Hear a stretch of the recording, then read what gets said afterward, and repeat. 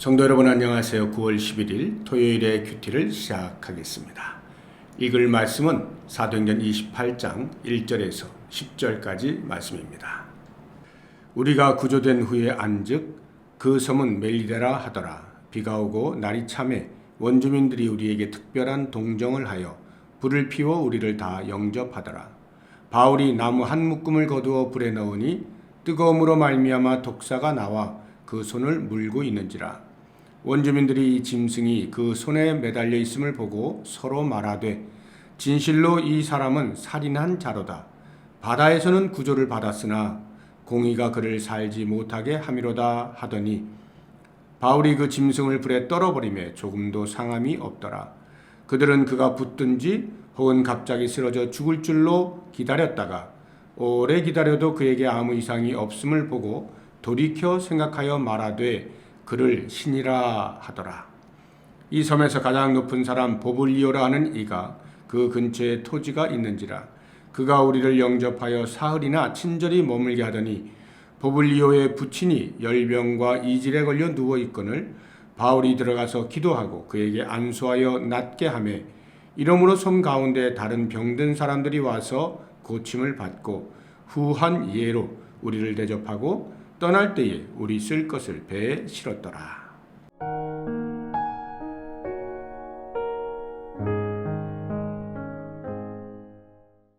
바울을 비롯한 276명의 사람이 모두 무트로 헤엄쳐 나와 구조되었습니다. 그곳에 살던 원주민들이 그들을 위해 불을 피워주었습니다. 11월에 비 내리는 이른 아침 헤엄을 쳐서 나왔으니 얼마나 추웠겠습니까? 그들로선 마치 끝없는 사막을 걷다가 오아시스를 만난 사람의 심정과 다를 바가 없었을 것입니다. 그런데 문제가 발생하죠. 바울이 불 속에 나무 한 묶음을 넣었는데 그 안에 웅크리고 있던 독사가 불의 뜨거움으로 인해 튀어나와 바울의 손을 문 것입니다. 그 모습을 보고 있던 원주민들이 바울을 악한 사람으로 판단하죠.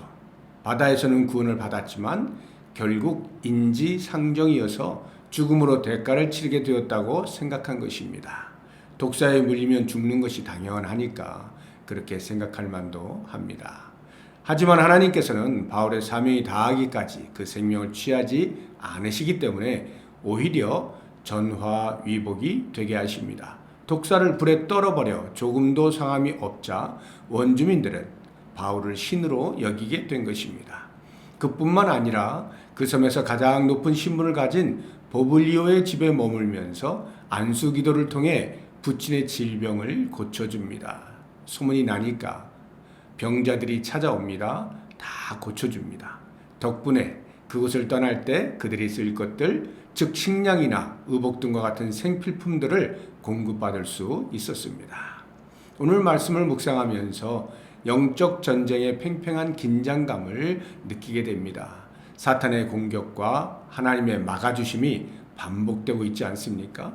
사탄은 끊임없이 성도를 무너뜨리려 합니다. 백부장의 마음을 혼미하게 하여 출항을 강행하게 하는 것이나 유라굴로 광풍을 일으키는 것, 그리고 풍랑 속에서 절망에 빠뜨리는 것 등 사탄의 공격력이 무시무시합니다.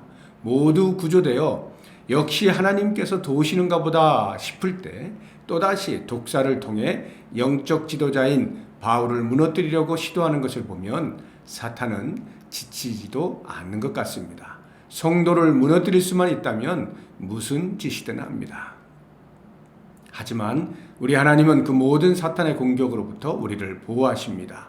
어떤 상황에서도 사명을 완수하기까지 생명을 지켜주십니다. 그러므로 우리에게 중요한 것은 상황이 아니라 하나님의 함께 하심입니다. 오늘의 적용은 어려운 상황, 고난 중에 불평하거나 원망했던 또는 현재 하고 있는 나의 모습을 돌아보고 회개하기입니다. 그리고 대신에 감사의 기도 올리기입니다. 바로 지금 조용히 눈을 감고 회개와 감사의 기도를 드리시기를 바랍니다.